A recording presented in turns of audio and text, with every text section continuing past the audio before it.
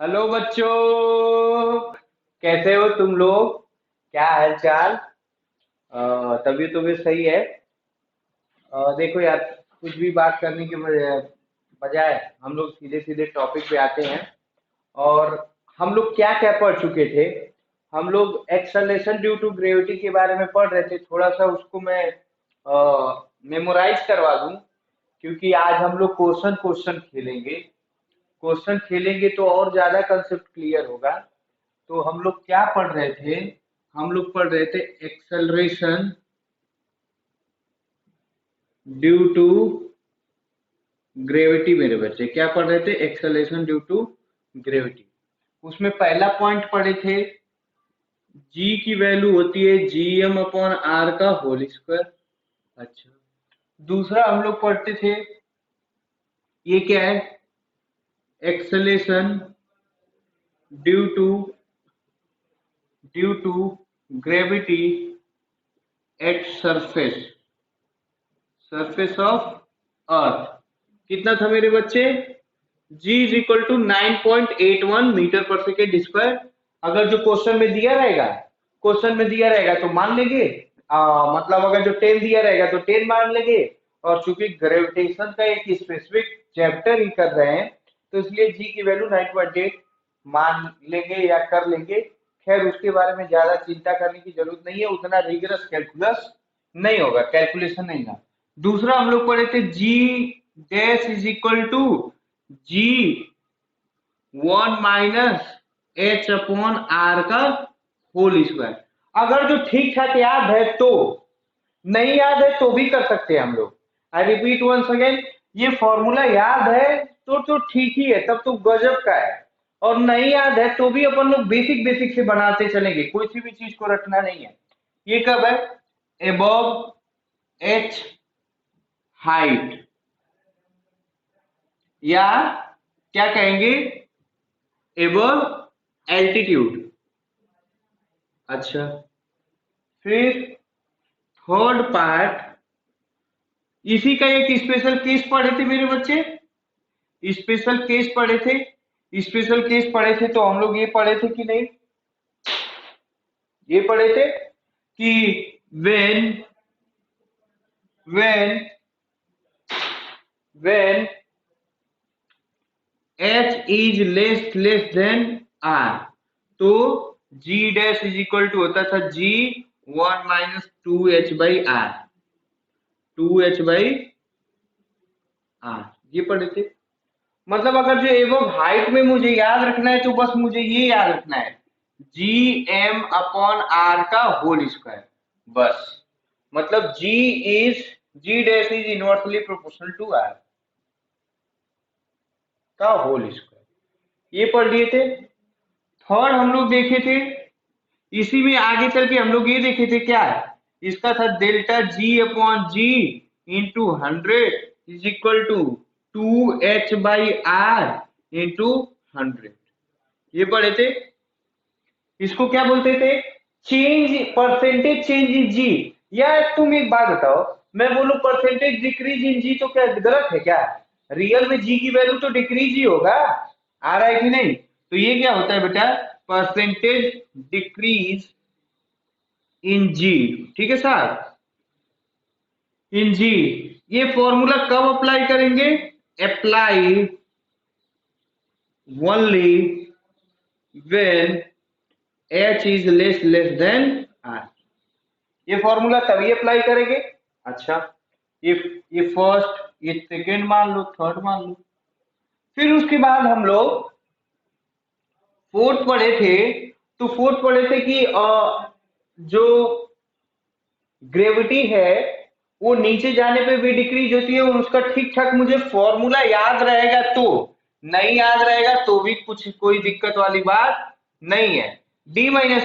याद करने वाली क्या था? जी डैश इक्वल टू Gm/r/r³। ये बात याद होनी चाहिए, ये याद होनी चाहिए।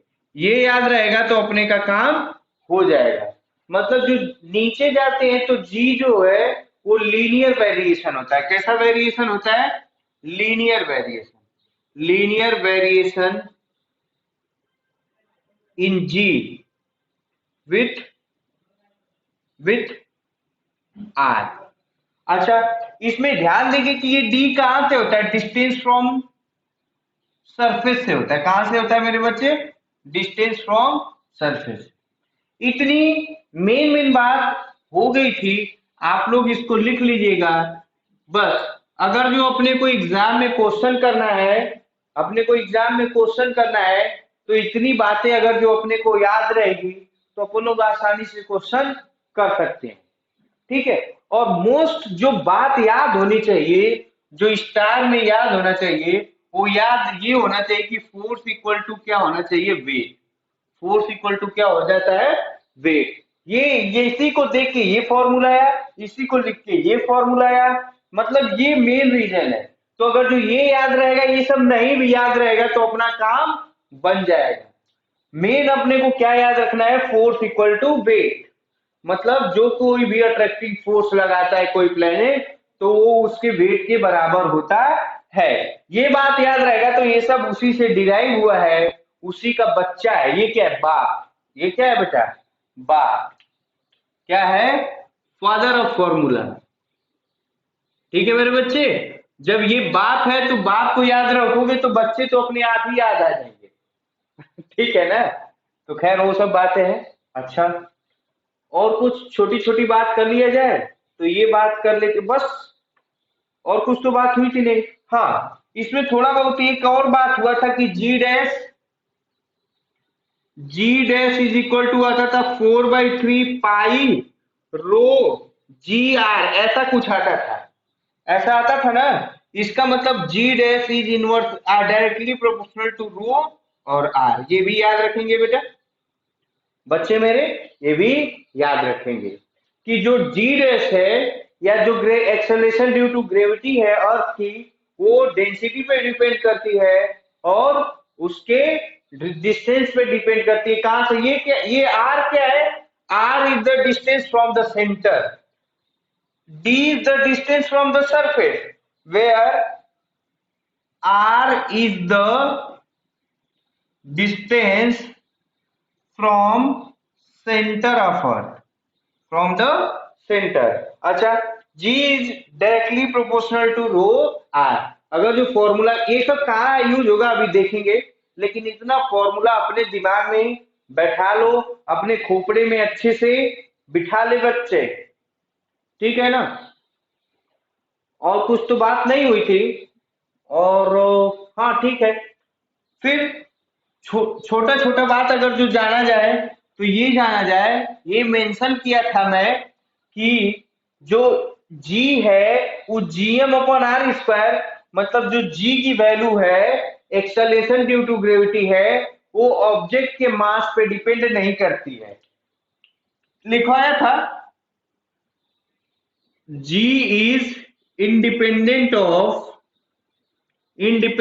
Of object mass.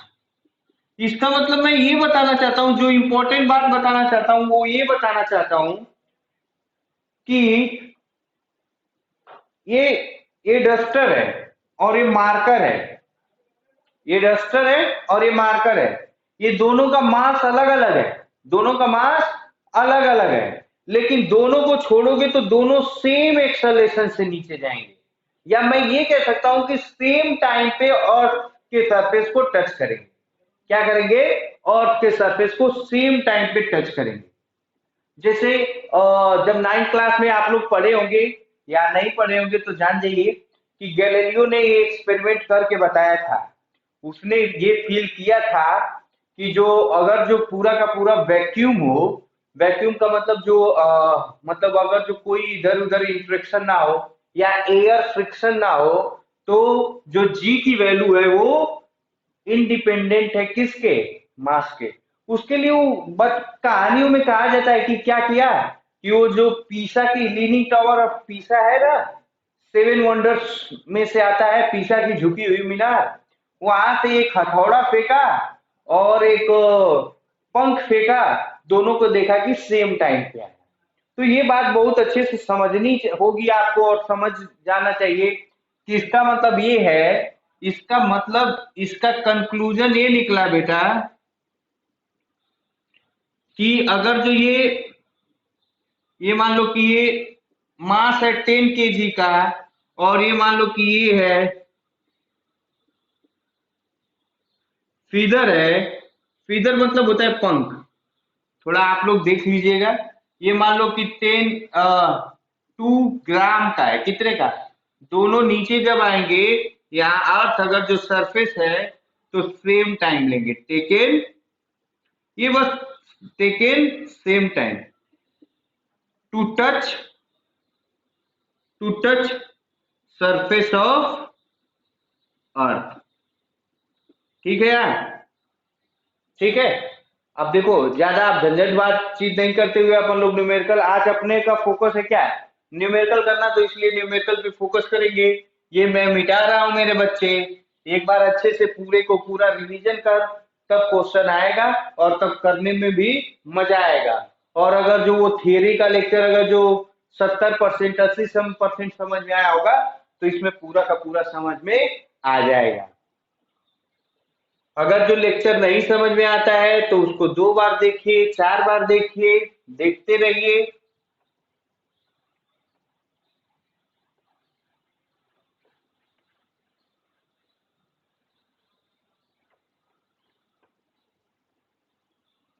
क्वेश्चन लिख लो, लिखो तो, लिख लो मेरे बच्चे। बहुत फेमस क्वेश्चन है। The radius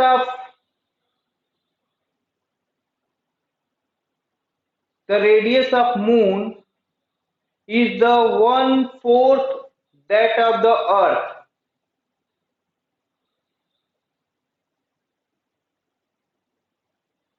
and its mass is 1/80 times that of earth.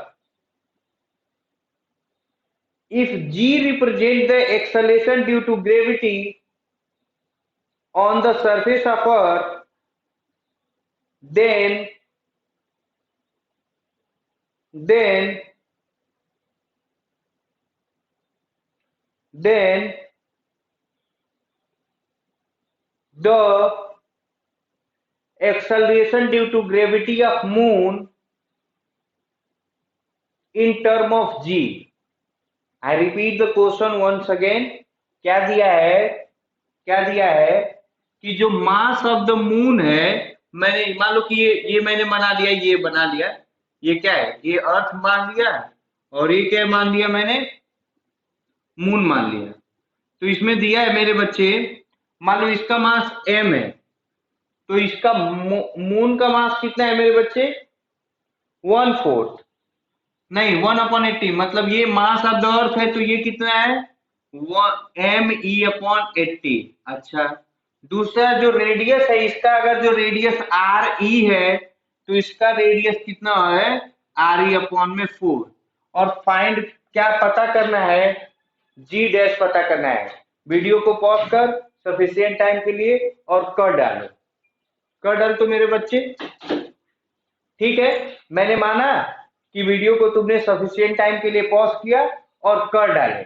अब मैं कर रहा हूं, देखते रहना, धीरे धीरे करेंगे, कोई क्वेश्चन ज्यादा गड़बड़ाने की जरूरत नहीं है।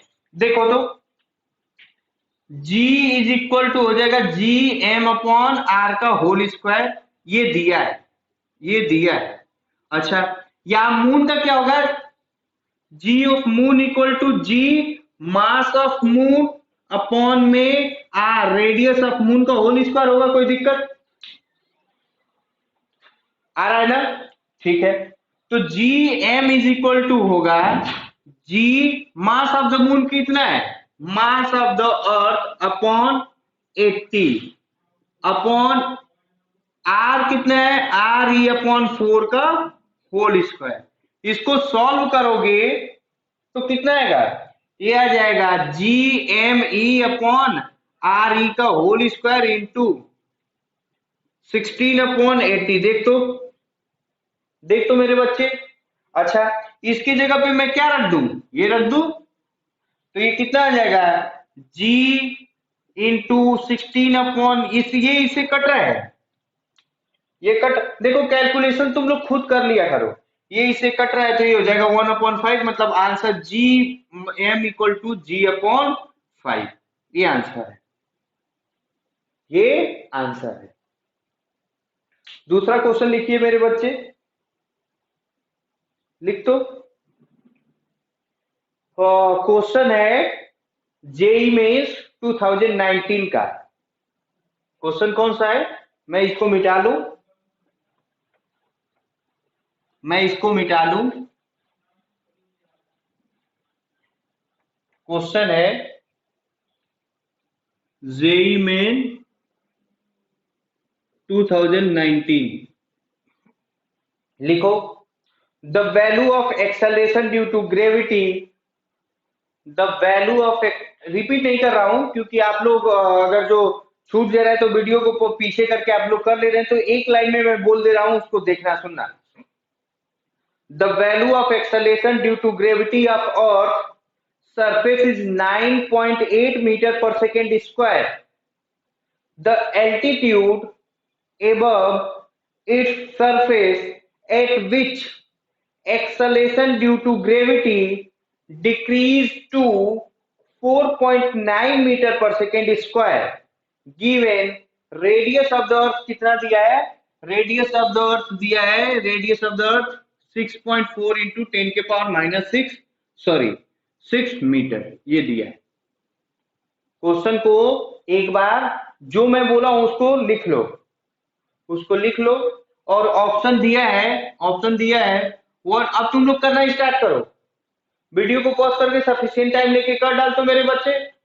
10 के पावर 6, बी ऑप्शन है 6.4 इंटू 10 के पावर 6, सी ऑप्शन है 9.0 इंटू 10 के पावर 6, और डी ऑप्शन है 2.6 इंटू 10 के पावर 6 मीटर, मीटर, मीटर, सब मीटर में है। वीडियो को पॉज करो और सफिशिएंट टाइम के लिए कर डालो तो, कर डालो तो ठीक है। मैंने माना कि तुमने वीडियो को सफिशिएंट टाइम के लिए पॉज किया और कर डाले, कर डाले। रियल में क्या है, क्या पूछ रहा है, देखो क्वेश्चन को फॉर्मेट समझने की कोशिश करो। सरफेस पे बोल रहा है कि जी की वैल्यू कितनी है, वो अगर जो मैं पूरा पिक्टोरियल रिप्रेजेंटेशन करूं तो ये अर्थ है, और यहाँ सरफेस पे जी की वैल्यू कितनी है 9.8 है। फिर वो कुछ हाइट पे गया, और मान लो कि मैं, मुझे नहीं मालूम कि कौन कितने हाइट पे गया, तो वो एच हाइट पे गया और जी की वैल्यू जी डैश कितना हो जा रहा है 4.9 मीटर पर सेकेंड स्क्वायर, मतलब रियल में आधा हो जा रहा है। कितना हो जा रहा है, आधा। 9.8 तक कितना हो जा रहा है, आधा। खैर उतना नहीं, हम लोग बस डेटा को रखेंगे और कर लेंगे। अब तुम लोग करो, करो, ठीक है। मैंने माना कि तुमने सफिशिएंट टाइम के लिए पॉज करके और कर डाले। इसका ऑप्शन आ रहा है, ऑप्शन आ रहा है 2.6 इंटू 10 के पावर, ये डी ऑप्शन आ रहा है। जितने लोग को आया है मुबारक हो, आपका सही है। अब देखो, मैं अगर जो बेसिक से करूं तो अलग कहानी है, मैं बेसिक से ही कर रहा हूं। आप चाहो तो डायरेक्ट फॉर्मूला यूज कर लो। मैं बेसिक से ये कर रहा हूं कि यहां पे अगर जो कोई ऑब्जेक्ट है तो इस पे फोर्स कितना होगा, फोर्स हो जाएगा G M M upon R का, आर प्लस एच का होल स्क्वायर, कोई दिक्कत। और यही फोर्स किसके बराबर होगा, वेट के बराबर। मतलब मेरे बच्चे G dash is equal to आ रहा होगा, जी डैश इक्वल टू आ रहा है G M upon R plus H का होल स्क्वायर, बस। और ठीक ठाक मुझे आ रहा होगा तो मैं डायरेक्ट यहाँ पे फॉर्मूला लिख दूंगा, G dash equal to G 1 plus H by R का होल स्क्वायर, बस कर लो, आ जाएगा, कर लो, आ जाएगा। सबकी वैल्यू रखते जाओ, कर लो, आ जाएगा। कर तो ये जी डैश की वैल्यू कितनी दी है 4.9, और ये वैल्यू की इक्वल टू जी की value 9.8 upon 1 plus H upon R का होल स्क्वायर। ये आ रहा है ना तुम लोग को, इससे ये काटोगे ये हो जाएगा 2, मतलब ये हो जाएगा 1, क्रॉस मल्टीप्लीकेशन कर दो तो 1 प्लस एच अपॉन आर का whole square is equal to 2, कितना 2। मेरे पास स्पेस नहीं है, मैं इधर चल रहा हूं, तो ये कितना हो जाएगा मेरे बच्चे? देख तो ध्यान से देखो तो 1 प्लस एच बाई आर का whole square is equal to 2, then 1 plus H by R is equal to √2। Plus minus का ले लेंगे, प्लस का ले लेंगे क्योंकि डिस्टेंस हमेशा पॉजिटिव में लेते, तो ये प्लस का हो जाएगा। तो H by R is equal to हो जाएगा कितना? √2 - 1, मतलब h इक्वल टू आ जाएगा √2 - 1 r, √2h - 1 r। अगर जो ऑप्शन ये दिया रहता तो भी अपना काम हो जाता है। अब लेकिन चूंकि इस तरीके से गड़बड़ फॉर्मेट 2019 का क्वेश्चन है, तो अगर जो ऐसे दिया है तो बस √2 की वैल्यू रख दो, 1 रख दो, आ जाएगा। √2 की वैल्यू रखो, 1 रखो, आ जाएगा। h इक्वल टू कितना हो जाएगा? √2 की वैल्यू 1.41 - 1 r, मतलब 0.41 इंटू r, 0.41 इंटू r की वैल्यू कितनी है? 6.4 इंटू 10⁻6। इसको सॉल्व करोगे, इसको सॉल्व करोगे तो आएगा। अब देखो कैसे मैं चेक कर, एक और चीज, कभी गलती से 0.41 और 6.41 का इसे मल्टीप्लाई ना कर ले लगना, ऐसे ना करना, ये गलत है, ये गलत है, ये ऐसे नहीं करेंगे। देखो कैलकुलेशन, फास्ट कैलकुलेशन कैसे करेंगे ये देखेंगे, यहां से ट्रिक देखेंगे। ट्रिक, इसको क्या 0.41 है ना, इसको 0.40 मान लो, 0.40 मान लो, इसको 0.40, और इसको मान लो कितना, कितना मान लो 60 मान लो, इंटू 10⁻6। ये कितना आ रहा है? 2 पॉइंट समथिंग आ रहा है, 2 पॉइंट समथिंग। देखो 2 पॉइंट समथिंग में ये आ रहा है, इसलिए ये ऑप्शन सही है। डोंट डू, क्वेश्चन में लिख दे रहा हूं, don't do exact calculation, always use common sense. क्या यूज करेंगे अपना बच्चे? Common sense. क्या मैंने रखा? 0.41 को क्या मान लिया? 0.4, और 6.4 को मैंने क्या मान लिया? 6 मान लिया। तो 6 और 4 में मल्टीप्लाई करोगे तो 2.4 आना चाहिए, 2.6 आ रहा है। इसका मतलब ये, अब ये देखो, अगर जो यही एक ऑप्शन ये हो जाता E is equal to 2.3 into 10⁻6 होता, तब अपने को एग्जैक्ट कैलकुलेशन करने की जरूरत थी। लेकिन इसमें क्या है, सिंगल डिजिट का फर्क है, इससे और इससे 5 डिजिट का फर्क है, इससे और इसके 3 डिजिट का, और इसका तो सब में डिजिट का फर्क है, इसमें 1 डिजिट का फर्क है, इसलिए मैंने ये डायरेक्ट आंसर लिख दिया। ये करने की टेंडेंसी आप में होनी चाहिए। दूसरा क्वेश्चन लिखिए, दूसरा क्वेश्चन लिखो।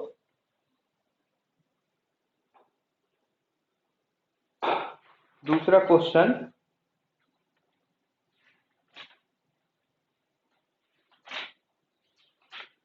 a solid sphere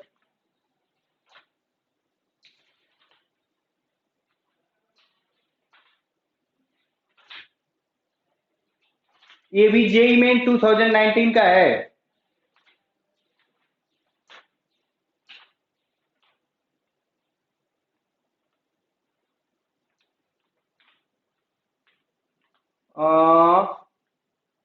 हाँ, a solid sphere of mass capital M and radius A is surrounded by a uniform concentric shell of thickness 2A and mass 2m. The gravitational field पूछ रहा है। तो question अब देखो, ये नहीं कहेंगे कि सर हम लोग उसका पढ़े ये पूरा मिक्सअप क्वेश्चन है, ग्रेविटेशनल फील्ड पूछे या एक्सेलरेशन ड्यू टू ग्रेविटी पूछे, फॉर्मूला सेम लगाना है। एक्सेलरेशन ड्यू टू ग्रेविटी वो सॉलिड स्फीयर का है, तो सॉलिड का केस लगाएंगे, ग्रेविटेशनल फील्ड का इनसाइड आउटसाइड वाला। The gravitational field at a distance 3a from the centre will B, from the centre will B, option दिया है कितना? ऑप्शन दिया है 2/9 GM/A का होल स्क्वायर, बी ऑप्शन है GM/3A का होल स्क्वायर, सी ऑप्शन है जी एम अपॉन 9a का होल स्क्वायर, और डी ऑप्शन है 2/3 G M upon whole square. Try करो, एक बार अपने से कर डालो, तभी तुमको आएगा मेरे बच्चे। एक बार अपने से कर डालो, एक बार अपने से कर डाल।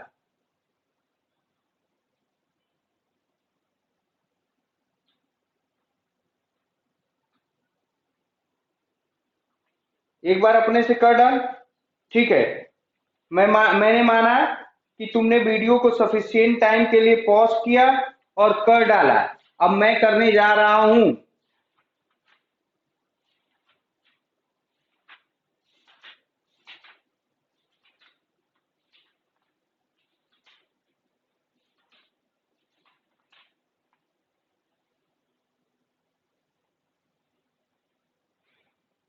हम्म हम्म हम्म हम्म, कर रहा हूं। देखो ध्यान से देख तो बच्चा,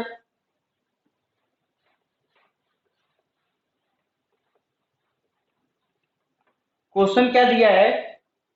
क्वेश्चन दिया है मेरे बच्चे, क्वेश्चन दिया है, a solid sphere of mass m and radius a is surrounded by uniform spherical shell of thickness 2a। मतलब मैं एक सॉलिड स्फीयर बना लिया, इसका मास कितना है m और रेडियस कितना है a। अब ये एक सेल से है, थोड़ा सेल अच्छे से बनाना, सेल अच्छे से बनाना तुम लोग। अब दिया है कि इसका थिकनेस 2a है, मतलब यहां से यहां का डिस्टेंस 2a है, यहां से यहां का डिस्टेंस 2a है।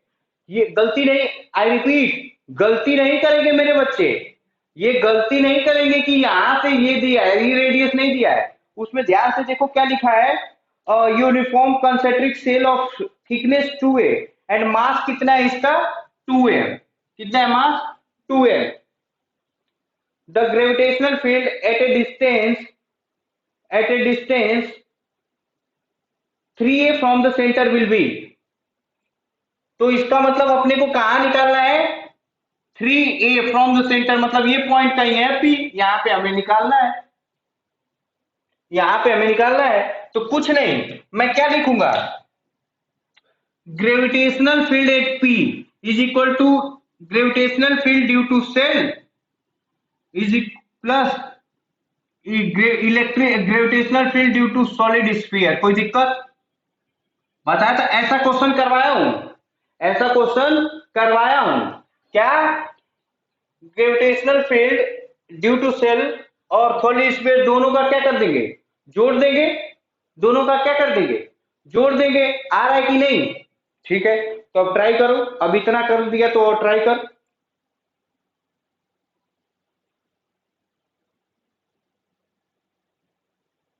कितना आएगा, कितना आएगा बताओ? इसका आंसर आ रहा है, इसका आंसर आ रहा है जीएम अपॉन, रुको, हाँ, जीएम अपॉन 3a का होल स्क्वायर। कितना आंसर आ रहा है, जीएम अपॉन 3a का होल स्क्वायर। लिख करते हैं, देखते हैं।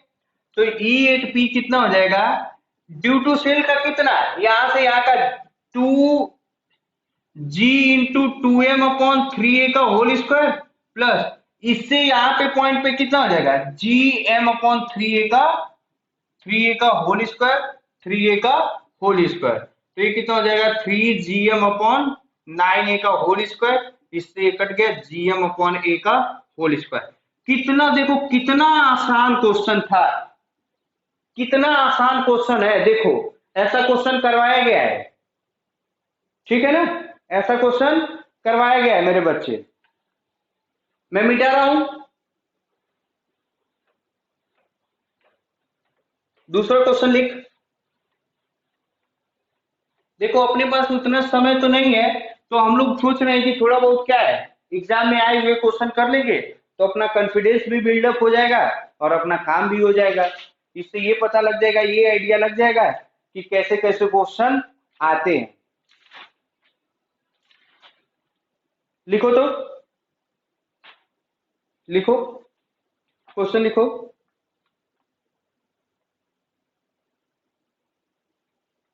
क्वेश्चन,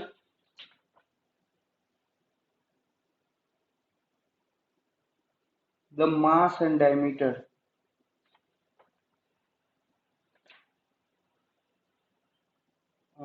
हाँ लिखो तो, क्वेश्चन लिखो। ये भी जेई मेन 2019 का ही है। The mass and diameter of a planet are 3 times the respective value of Earth. The period of oscillation of a simple pendulum on the Earth is 2 seconds.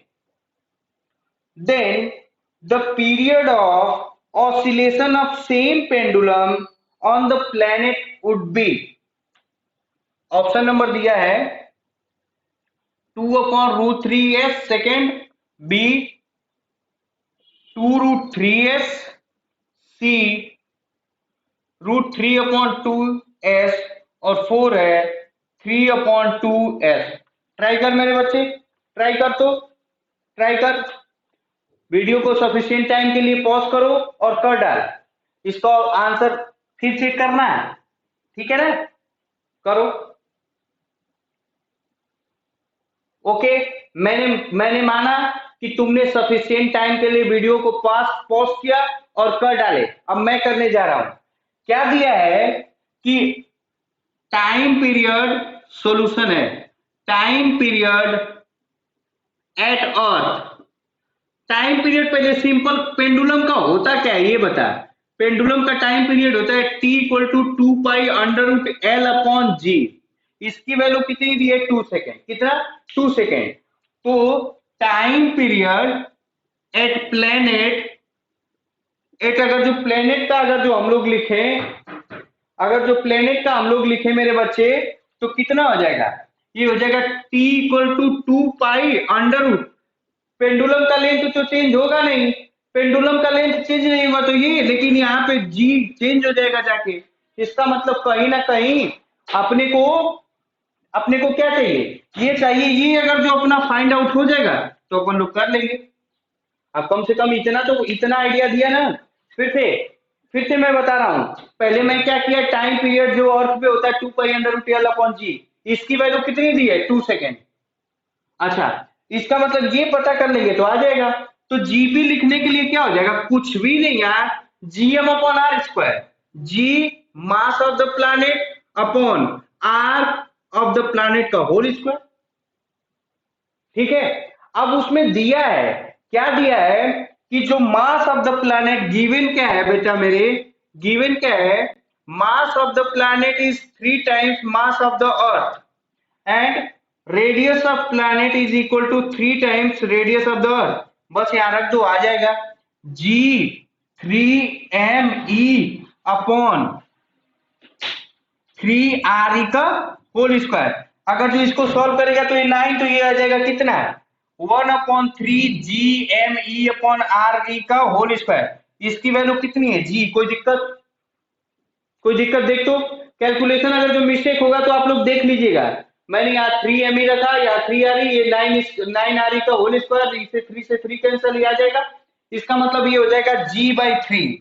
GP कितना आ जाएगा? G/3। बस रख दो, आ जाएगा। यहाँ पे रख दो, आ जाएगा। ये कितना हो जाएगा? T = 2π√L/, जीपी की वैल्यू कितनी है? G/3। मतलब ये बच्चे मेरे 2π√L/G इंटू √3 आएगा। और इसकी वैल्यू कितनी होगी? 2। कितनी होगी? 2। देख, 2π√L/G की वैल्यू कितनी? 2। तो ये कितना आ जाएगा? आंसर आ जाएगा 2√3 सेकेंड। मतलब ऑप्शन नंबर ये सही है। जितने लोग को आ गया, जितने लोगों का आ गया मुबारक हो, और जितने लोग का नहीं आया फिर से कोशिश करेंगे क्वेश्चन ऐसे टाइप का करने का। ठीक है। अब दूसरा क्वेश्चन लिखिए। दूसरा क्वेश्चन लिख दो मेरे बच्चे।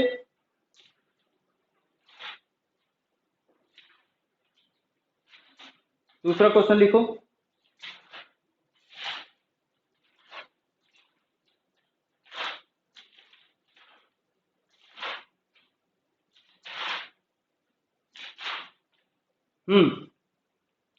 ये है जेई मेन 2013 जेई मेन कितना, मैं इसको रब कर दूं, इसको वीडियो को पॉज करके सफिशिएंट टाइम लेके मतलब उतार लो और क्वेश्चन फिर से प्रैक्टिस करो।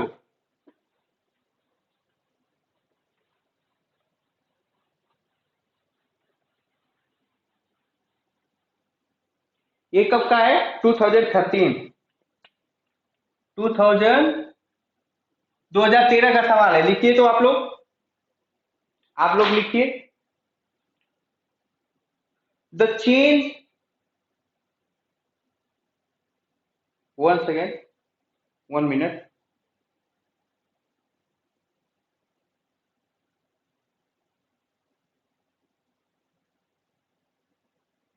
हाँ लिखिए तो, the change in value of acceleration of earth toward sun, अभी लिख ले बाद में देखेंगे। When the moon comes from the position of the lunar eclipse to the position of other side of the earth in line with sun। फिर से मैं question को रिपीट कर दे रहा हूं। The change in value of acceleration toward the sun when the moon comes from the position of one side in lunar eclipse, sorry lunar eclipse नहीं है, सोलर इक्लिप्स है। क्या है? Solar eclipse to the position on the other side of the earth in line with sun is, mass of the moon दिया है, mass of the moon दिया है मेरे बच्चे 7.36 इंटू 10⁻22 kg, और मून का ऑर्बिट दिया है, पता नहीं ये क्या दिया है, हम लोग देखेंगे उसके बारे में। ये दिया 3.8 इंटू 10⁸ मीटर रेडियस दिया है। ये मान लो कि ये क्या दिया है, रेडियस कर लो। और ऑप्शन लिख दू, ऑप्शन है 6.73 इंटू 10⁻⁻5, बी ऑप्शन एकदम सेम है 10⁻⁻3, सी ऑप्शन है 6.73 इंटू 10⁻⁻2 मीटर पर सेकेंड, और डी 6.73 इंटू 10⁻⁻4 मीटर पर सेकेंड। अब देखो ध्यान से सुनना, क्वेश्चन क्या है, पहले क्वेश्चन को पूरे अच्छे से पढ़ लो, समझो, उसके अकॉर्डिंग फिगर बनाने की कोशिश करो और कर डाल। थोड़ा मुश्किल दौर है, चला जाएगा, आप लोग थोड़ा ट्राई करिए मेरे बच्चे, आएगा, जरूर आएगा। और एक चीज और मजे की बात बताओ, एक चीज मैं बहुत अच्छे से मैं बोल दूं, बहुत अच्छे से, आप लोग क्वेश्चन ऑप्शन देख के ट्राई किया कीजिए। ऑप्शन इन द सेंस अपने को यहाँ से ये करेक्ट वैल्यू नहीं चाहिए, क्योंकि ये करेक्ट वैल्यू सेम है। अगर जो अपने को ये 10 के पावर एग्जैक्ट वैल्यू मिल जाएगा तो अपना काम हो जाएगा। अब मैंने माना कि आपने कर लिया, अब मैं करने जा रहा हूं। बात सोलर इक्लिप्स की हो रही है, क्या? सोलर इक्लिप्स की। तो सोलर इक्लिप्स में बच्चा क्या होता है? ये होता है सन, और ये होता है अर्थ, ये मैंने मान लिया अर्थ। तो इसके कहीं बीच में मेरे बच्चे, बीच में क्या होता है? मून होता है। यहां बीच में क्या होता है? मून। ये है सोलर इक्लिप्स। मान लो सबका मैंने ये मान लिया। अच्छा ठीक है, इतनी कहानी समझ में आई। अच्छा अब ये बोल रहा है मेरे बच्चे, क्या बोल रहा है, इस कंडीशन पे ध्यान से सुनना, इस कंडीशन में अर्थ को ये भी खींच रहा होगा और सन भी इस तरह खींच रहा होगा, कोई दिक्कत? इस कंडीशन में अर्थ को सन भी खींच रहा होगा और मून भी खींच रहा होगा। मतलब इस डायरेक्शन में एक्सेलेरेशन, अगर जो ए नेट देखा जाए तो ये क्या है? Acceleration due to moon plus acceleration due to sun होगा। कोई दिक्कत? कोई दिक्कत? या मैं ये कह सकता हूं कि इधर एक्सेलेरेशन जो भी अर्थ का होगा वो किसके कारण होगा? मून के और सन के। कुछ खोपड़े में दिमाग में बैठा, दिमाग में बैठा। मैं फिर से बोल रहा हूं, ये सन है, ये मून है और अर्थ है। तो अर्थ को मून भी अट्रैक्ट कर रहा है और सन भी अट्रैक्ट कर रहा है। तो ये अगर जो इस साइड आएगा तो कितने तेजी से आएगा वो किस पे डिपेंड करेगा कि ये किस एक्सेलरेशन से कर रहा है और ये किस फोर्स से। एक्सेलरेशन मतलब फोर्स, एक्सेलरेशन मतलब force equal to M A. मतलब ये कितनी तेजी से इस सन की तरफ आएगा ये डिपेंड करेगा कि ये मून कितने तेजी से अट्रैक्ट कर रहा है और सन। दूसरा केस में ये बोला है, दूसरे केस में ये मून यहां पे चला गया है, कहां पे, यहां पे। सेकेंड कंडीशन अगर जो मैं बनाऊं तो बोला है कि मून जो है अर्थ के अदर साइड बना चला गया है। ये हो गया अगर जो सन और मेरे बच्चे ये हो गया अर्थ, तो ये हो गया मून। ये क्या हो गया, ये क्या हो गया, मून। कोई दिक्कत? अब देखो यहां पे ये ये इसका इधर फोर्स होगा और ये इधर फोर्स होगा। कोई दिक्कत? कोई दिक्कत? फिर से, इस कंडीशन में दोनों एक ही तरफ खींच रहे थे और इस कंडीशन में सन अपने तरफ खींच रहा है, मून अपने तरफ खींच रहा है।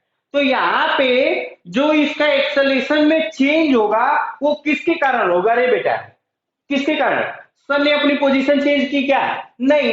तो इसका मतलब उसका एक्सेलरेशन सन से इफेक्ट नहीं होगा, किससे होगा, मून से। अगर तो ध्यान से सुनो, ये सन की तरफ अगर जो 9 मीटर पर सेकेंड से अट्रैक्ट हो रहा है तो यहां कुछ कम हो जाएगा, यहां कम हो जाएगा। इसका मतलब मैं ये बोलूंगा कि change in acceleration of earth is only due to change in acceleration of moon, change in acceleration of moon. तो मून के एक्सेलरेशन में कितना चेंज हुआ, मान लीजिए इधर का एम है और इधर का भी एम है, तो चेंज कितना हो जाएगा, डेल्टा एम कितना हो जाएगा, A M minus minus A M, क्योंकि दोनों का डायरेक्शन क्या है, अलग अलग है। तो ये क्या हो जाएगा, 2am। कोई दिक्कत? मैं फिर से रिपीट कर दूं, क्वेश्चन को रिपीट कर दूं, बहुत मस्त क्वेश्चन है और कब आया, 2013 में। देखो ध्यान से सुनो, ये बोला है कि अर्थ सोलर इक्लिप्स हो रहा है, तो अर्थ जो है सन की तरफ अट्रैक्ट तो हो रहा है, लेकिन उसके लिए कौन कौन रिस्पॉन्सिबल है, अर्थ भी मून भी रिस्पॉन्सिबल है और सन भी रिस्पॉन्सिबल है। ठीक है, इतना जान गया। मतलब ये इसकी तरफ कितने तेजी से अट्रैक्ट होगा उसका एक्सेलरेशन फोर्स इस पे भी डिपेंड करेगा, इस पे भी डिपेंड करेगा। ठीक है, इतना तो समझ में आया। दूसरे कंडीशन में ये बोल रहा है कि मून जब इस साइड चला जाएगा तो क्या चेंज होगा।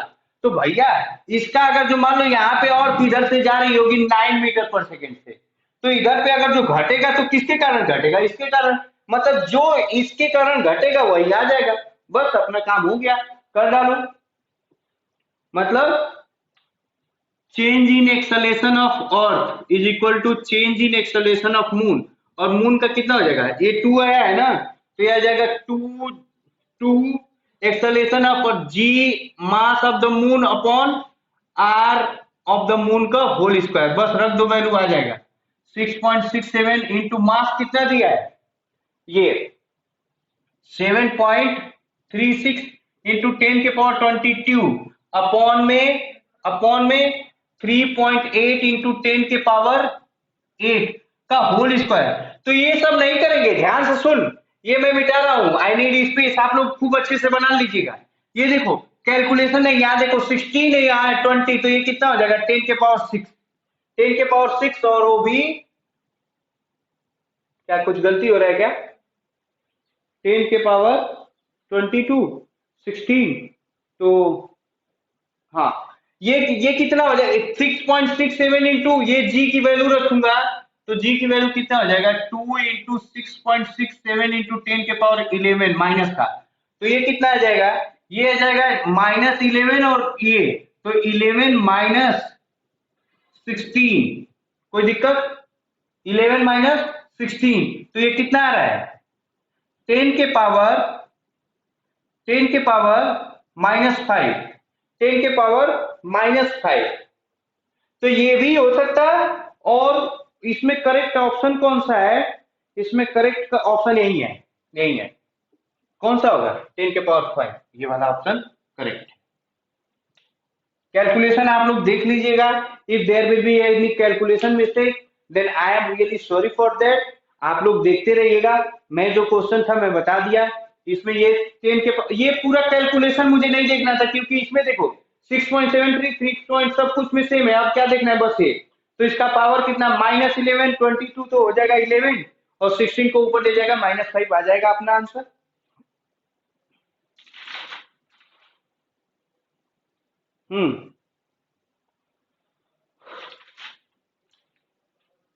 ये क्वेश्चन करो।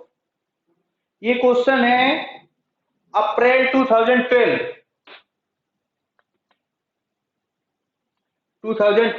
लिख तो मेरे बच्चे। बहुत अच्छा क्वेश्चन भी है।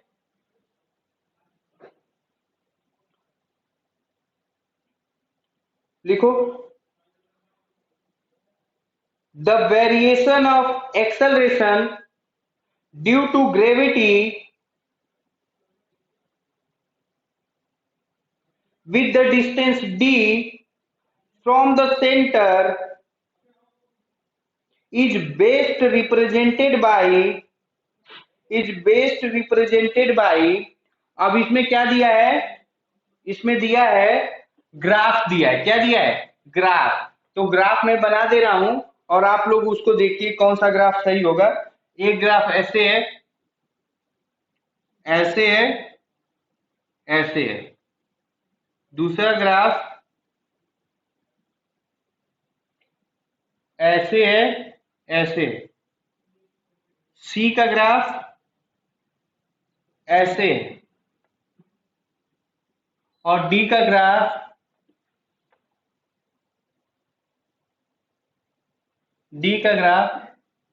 ऐसे है और एक कर्व है। क्या है? कर्व। देखो कौन सा सही होगा ग्राफ। ये इंपॉर्टेंट भी है, ये इंपॉर्टेंट भी है। अभी ग्राफ पढ़ाने वाला था लेकिन ये आ गया तो अभी यही बता दिया जाएगा कैसे क्या होता है। आप लोग इसको करो, वीडियो को सफिशिएंट टाइम लो। और रियल में जानते हो एक्सेलरेशन ड्यू टू ग्रेविटी का ग्राफ बनाना है। किससे? आर से, डिस्टेंस से। ये जी है, ये आर है, ये जी है, ये जी है और ये डी है। आर है, G R, G R, G R. Video को पॉज कर, सफिशिएंट टाइम ले, कर डाल। वीडियो को पॉज करो, सफिशिएंट टाइम लो और कर डाल तो मेरे बच्चे। ठीक है, मैंने माना कि तुमने सफिशिएंट टाइम लिया और कर डाला। मैंने माना कि वीडियो को सफिशिएंट टाइम के लिए तुमने पॉज किया और कर डाले। अब मैं बहुत बढ़िया बात बताऊं, रियल में मैं इसीलिए नहीं बताया हूं क्योंकि ग्राफ जो है, ये ग्राफ किसके सिमिलर होगा? Graph is similar to solid sphere. Solid sphere कैसे? देखो ध्यान से देखो, ये मैंने मान लिया अर्थ, ये मैंने मान लिया अर्थ, अर्थ मान लिया। अब देखो एक या तो ये डिस्टेंस हो सकता है, ये पॉइंट पे मैंने डिस्टेंस लू और एक इसके अंदर डिस्टेंस लू। तो देखो जी आउटसाइड क्या होता है? आउटसाइड का फॉर्मूला बस क्या होता है? जी एम अपॉन आर का होल स्क्वायर। कोई दिक्कत? कोई दिक्कत? जी आउटसाइड क्या होता है? जी एम अपॉन आर का होल स्क्वायर होता है ना। वो अलग बात है कि फिर उसके बाद G dash is equal to होता है G1 plus H by R का होल स्क्वायर। ऐसे आता है मेरे बच्चे, ऐसे आता है। लेकिन ये फॉर्मूला से ग्राफ सोचेंगे। अच्छा, जी इनसाइड कितना आता है? इनसाइड देखो तो G M R upon R cube आता है। होता है कि नहीं? इसका मतलब यहाँ का ग्राफ देखो तो ये G is inversely proportional to 1/r²। यहाँ G is directly proportional to R। कोई दिक्कत? कोई दिक्कत? कोई दिक्कत? और अगर जो सरफेस पे देखूं, G एक सरफेस पे देखूंगा तो वो कितना हो जाएगा? वो तो हो जाएगा Gm/r²। ये क्या है? मैक्सिमम है। क्या है? मैक्सिमम। तो देखो ये graph similar to solid sphere नहीं है। तो कैसे बनता था? आप ध्यान से सुन। इनसाइड के लिए लीनियर ग्राफ बनेगा और आउटसाइड के लिए जब ऐसे होता है, इनवर्स प्रोपोर्शनल रिलेशन होता है, तो कैसे बनता है? Rectangular hyperbola. इसका मतलब इसमें ग्राफ कौन सा सही है? ये वाला सही है, ये वाला सही है। और ऐसे ये जेई में इसमें चार चार पांच बार बार पूछा है, ये पांच बार। ये तो 2010 में पूछा है, फिर 2017 में भी पूछा है ग्राफ।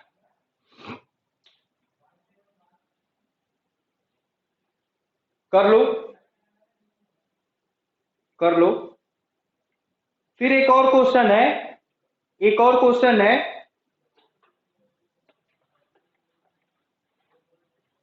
ग्राफ समझ में आया कि नहीं? ग्राफ को मैं एक बार और रिपीट कर दूं। ये रियल में अर्थ है, अर्थ को सॉलिड स्फीयर की तरह सोचेंगे तो ऊपर अर्थ के क्या फॉर्मूला होता है? G outside GM upon R square, solid sphere का होता है। G is inversely proportional to R square. जब दो चीजों में, आई रिपीट, बहुत अच्छा इंपॉर्टेंट लिख लो, हिंदी में लिख, जब दो चीजों, दो फिजिकल क्वांटिटी में इनवर्स रिलेशन होता है तो ग्राफ रेक्टेंगुलर हाइपरबोला बनता है। अच्छा, फिर ये जी इनसाइड क्या होता था? G is directly proportional to R, और वो भी वन का पावर है तो लीनियर ग्राफ बनेगा, तो लीनियर बना।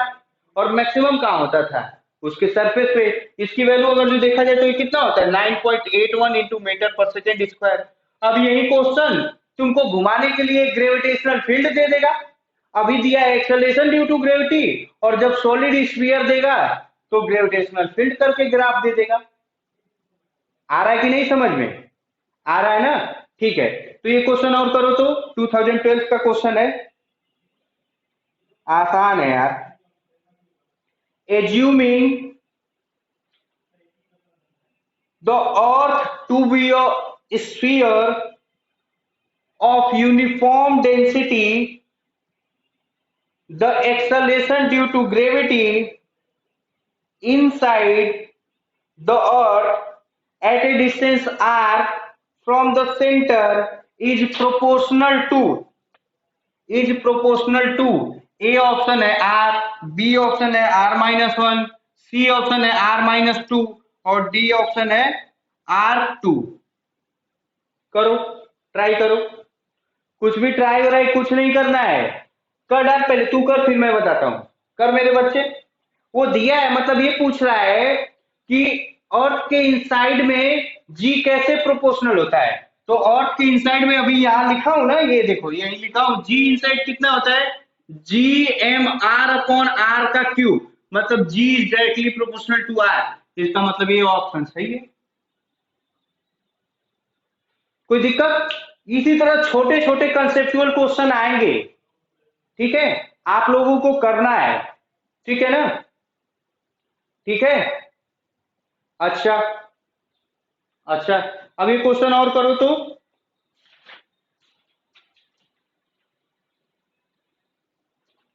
ये है 2009, किसका है बेटा? लिख ले, लिखो तो। क्वेश्चन ध्यान से सुनना, मैं एक बार बोलते जा रहा हूं, तुम लोग लिखते। ये यही बहुत बढ़िया ऑनलाइन में, ये सबसे बढ़िया है कि आपको क्वेश्चन बार बार रिपीट नहीं करेंगे। The change in value of G at a height h above the surface of earth is same as at a depth d below the surface of earth when both d and h are much smaller than the radius of earth. Then which of the following are correct? Then which of the following are correct? पहला option है, पहला option है d is equal to H by two. B option है d is equal to 3h/2। C option है d equal to 2h। और d is equal to, D option है d equal to h। यहाँ d capital में बना दू। Video को pause करो, सफिशिएंट टाइम लो और कर डालो। वीडियो को पॉज करो, सफिशिएंट टाइम ले और कर डाल मेरे बच्चे।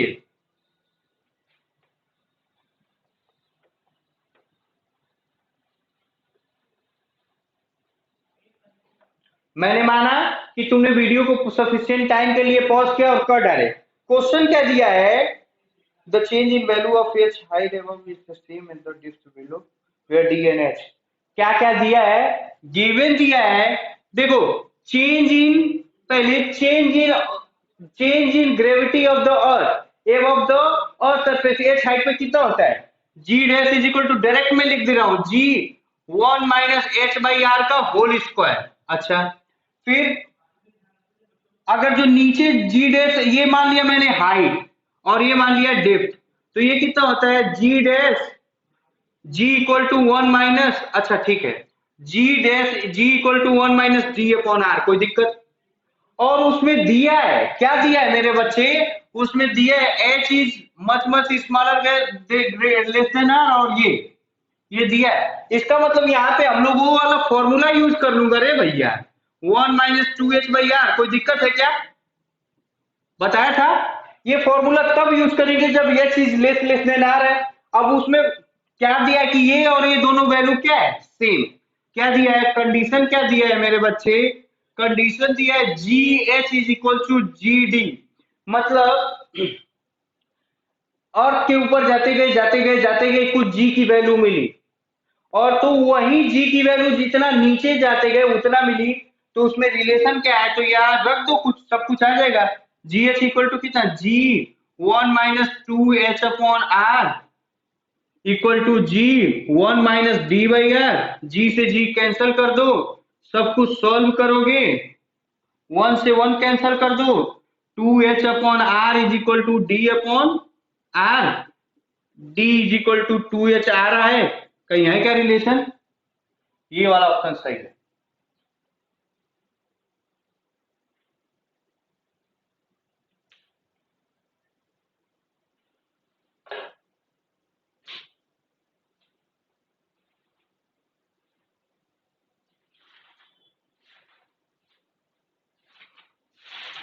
ये क्वेश्चन और लिखो,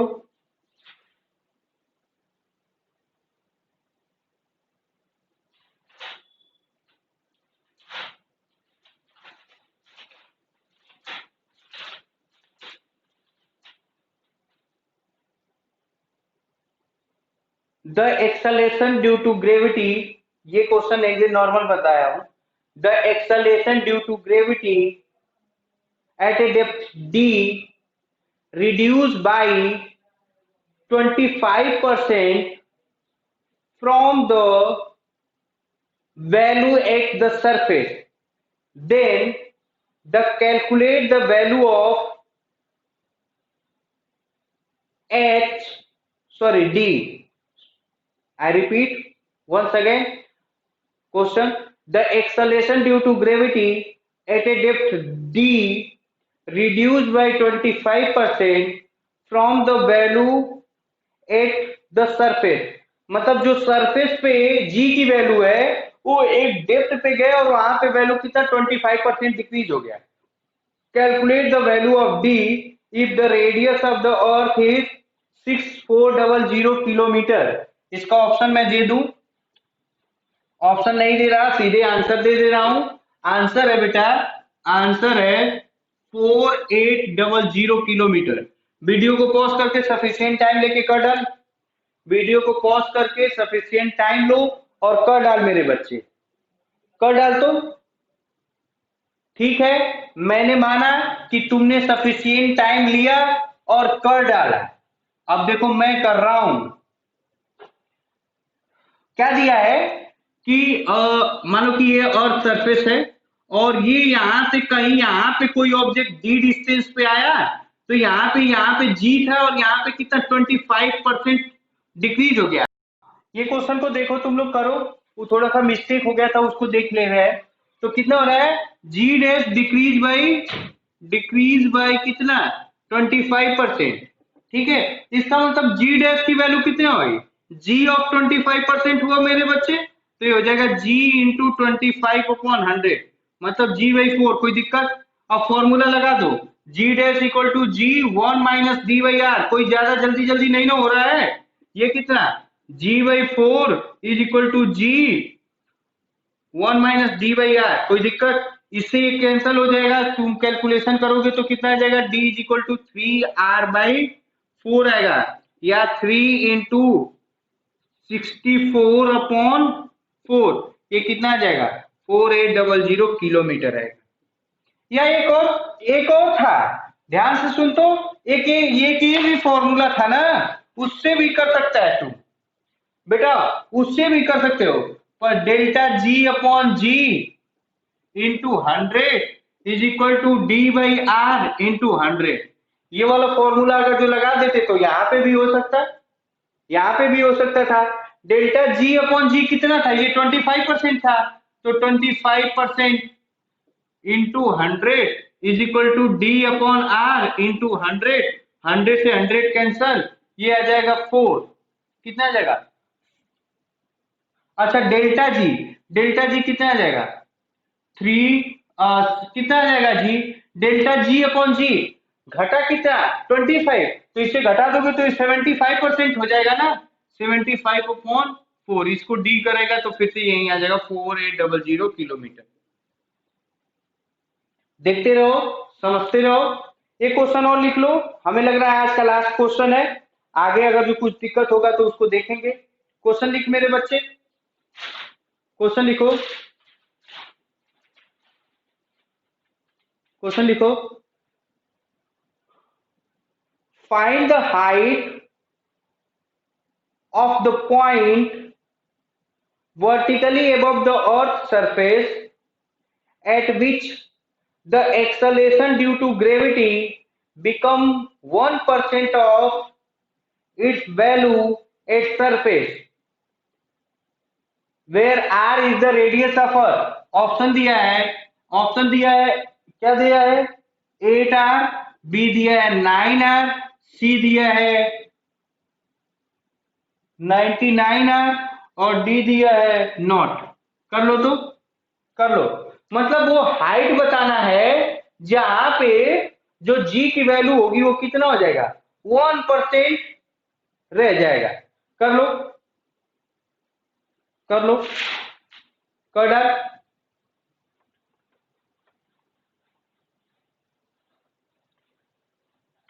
हाइट का क्वेश्चन दिया रहेगा तो ये कर लेंगे, देखो तो ये क्वेश्चन सॉल्व मैं कर रहा हूं, ये क्वेश्चन G=1 - 2h/r, ये वाला फॉर्मूला यूज कर लो, गलत है, ये फॉर्मूला नहीं यूज करेंगे बेटा।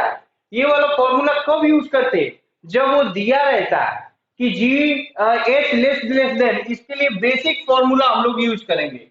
बेसिक फॉर्मूला मतलब G'=1/h/r का होल स्क्वायर।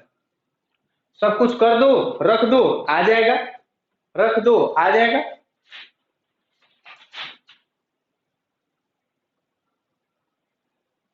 रख दो, 1% मतलब G' कितना हो गया, G'=G(1%), मतलब कितना, G/100, कोई दिक्कत, तो यहां रख दो, G/100 = 1 + h/r का होल स्क्वायर, G से G कैंसल, ये हो जाएगा 1 + h/r = कितना, हमें लग रहा है √100 आ जाएगा, तो h/r =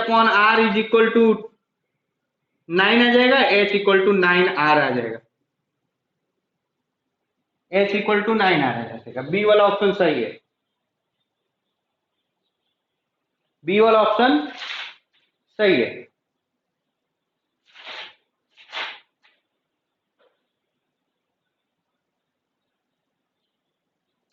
एक क्वेश्चन और लिखो, क्वेश्चन सही है, लिखो।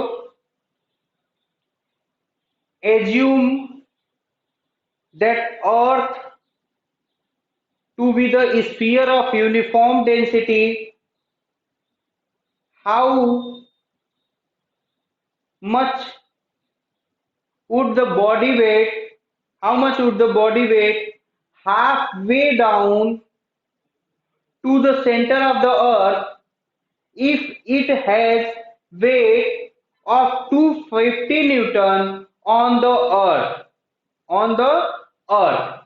डायरेक्ट क्वेश्चन ये मतलब ये दिया है कि अगर जो मान लो सरफेस पे उसका वेट 250 न्यूटन है, तो अगर जो आधे दूरी पे चला जाता है, हाफ दिया है, जब आधे दूरी पे चला जाता है तो उसका मतलब वेट कितना होगा। करो, ट्राई करो, ट्राई कर। क्वेश्चन मैं फिर से रिपीट कर दूं, समझा दूं। क्वेश्चन ये दिया है कि अगर जो वेट एक सरफेस पे अगर जो दिया है, मतलब mg की वैल्यू दी है 250 न्यूटन, फिर दिया है कि वो अगर जो डिस्टेंस हाफ पे जाता है, मतलब r/2 पे जाता है, तो कितनी वैल्यू होगा। तो वेट देश eight H equal to r/2 पे मैंने मान लिया डी, ये कितना एम जी डैश आ जाएगा, जी डैश की वैल्यू निकाल लो अपना, आ जाएगा। तो जी डैश कितना हो जाएगा, जी डैश इक्वल टू कितना है, डेप्थ के लिए 1 - d/r।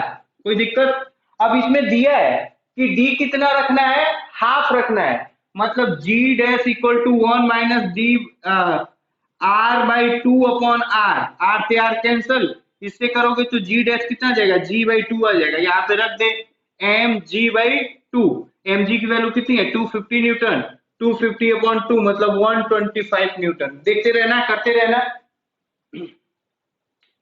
करते रहो।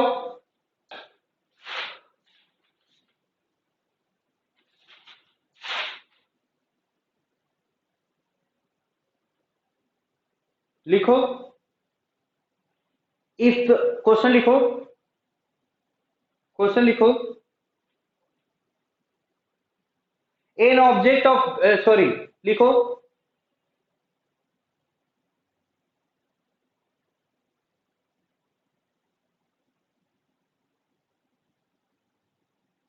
If the mass of the earth is greater than 10 times than that of mass of the moon, and radius of the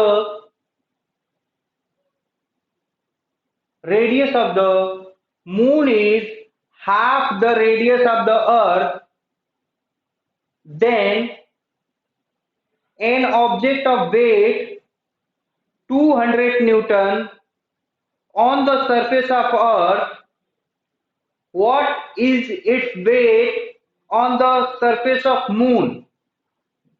option दे दिया है, ऑप्शन दिया है 20 न्यूटन, बी ऑप्शन दिया है 40 न्यूटन, सी ऑप्शन दिया है 80 न्यूटन, और डी ऑप्शन दिया है नॉट, मतलब कुछ भी नहीं। क्वेश्चन समझ में आया, पढ़ लो, समझो।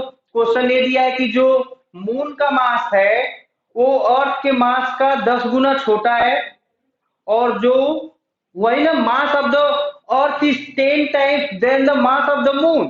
तो मून का मास अर्थ के मास से 10 गुना छोटा है। क्या दिक्कत है, कोई दिक्कत है क्या, नहीं ना।